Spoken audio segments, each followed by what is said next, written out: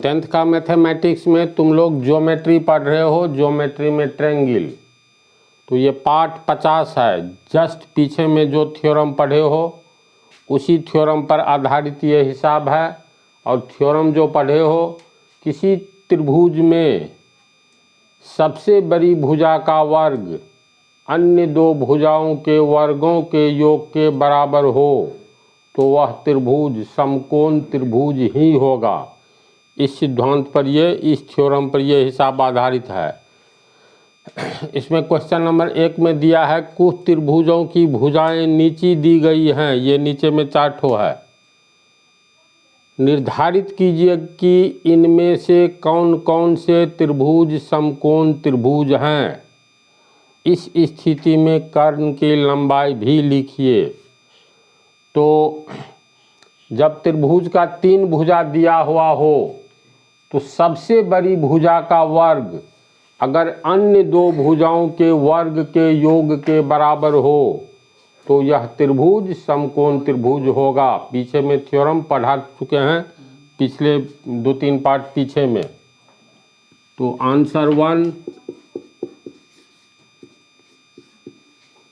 पहला है, पहली भुजा 7 सेंटीमीटर, दूसरी भुजा 24 सेंटीमीटर, तीसरी भुजा 25 सेंटीमीटर। तो इसमें चित्र बनाने की कोई आवश्यकता नहीं है। किसी त्रिभुज में 3 भुजा, तो सबसे बड़ी भुजा 7 सेंटीमीटर, 24 सेंटीमीटर और 25 सेंटीमीटर। तो सबसे बड़ी भुजा 25 सेंटीमीटर का है।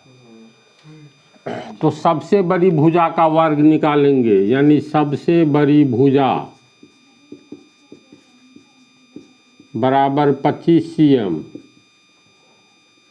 तो सबसे बड़ी भुजा का स्क्वायर यानी वर्ग कितना हो गया, 25 25 625 होगा ना, cm स्क्वायर। तो सबसे बड़ी भुजा का वर्ग, तो सबसे बड़ी भुजा का वर्ग आ रहा है 625 सेंटीमीटर। इसको मान लेंगे समीकरण 1। फिर बचा हुआ दोनों भुजा ले लो। 25 सेंटीमीटर से छोटी ये दोनों भुजा है। तो सबसे बड़ी भुजा का वर्ग अन्य 2 छोटी भुजाओं के वर्गों का योगफल हो तब वह त्रिभुज समकोण त्रिभुज होगा। तो 2 ठो छोटी भुजा है। छोटी भुजा में 7 cm, इसका स्क्वायर कितना होगा, 7 7 49 cm स्क्वायर। अब फिर ये लो 24 cm, दूसरी भुजा का स्क्वायर हो गया। 24 को गुना करोगे तो ये 576 होगा, 576 cm स्क्वायर। तो ये हो गया दूसरी भुजा और ये हो गया तीसरी भुजा। तो सबसे बड़ी भुजा का वर्ग तो 625 cm स्क्वायर है। अन्य 2 छोटी भुजाओं के वर्गों का योग, तो दूसरी भुजा का वर्ग है 49 सेंटीमीटर स्क्वायर, तीसरी का 576 सेंटीमीटर स्क्वायर। तो अन्य 2 भुजा के वर्गों का योग यानी दोनों का वर्ग ये हुआ, दोनों का योग कितना हो गया, तो जोड़ो 9 6 15, 1 4 5 7 12, 5 1 6, 625 cm स्क्वायर हुआ। तो इसके अनुसार किसी त्रिभुज की सबसे बड़ी भुजा का वर्ग अन्य 2 छोटी भुजाओं के वर्गों के योग के बराबर हो तो वह त्रिभुज समकोण त्रिभुज होगा। और सबसे बड़ी भुजा के सामने वाला कोण समकोण होगा। तो इसका मतलब ये समकोण त्रिभुज है। तो ये पहला हुआ। दूसरा में भी इसी तरह से है, तीसरा चौथा। दूसरा हिसाब में पहली भुजा 3 सेंटीमीटर,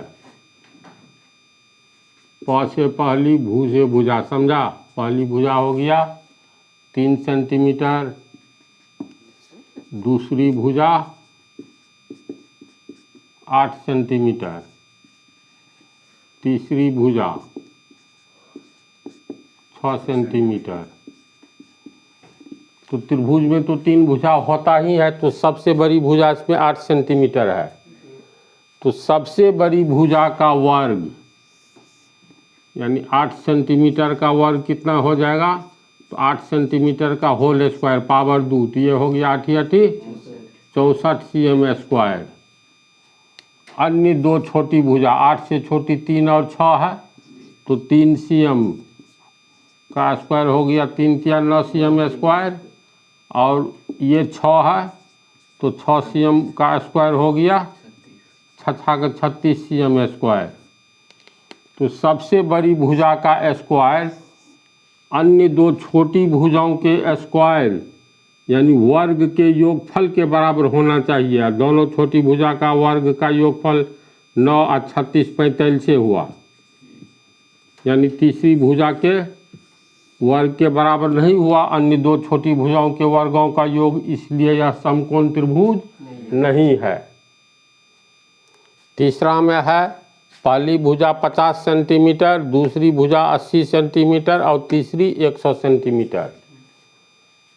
तो सबसे बड़ी भुजा का वर्ग तो 100 सेंटीमीटर का वर्ग कितना हो जाएगा, 100 सेंटीमीटर का होल स्क्वायर, 1 पर 4 जीरो हो जाएगा, 100 गुने 100 यानी 1 पर 4 जीरो, ये हो गया 10,000 सेंटीमीटर स्क्वायर।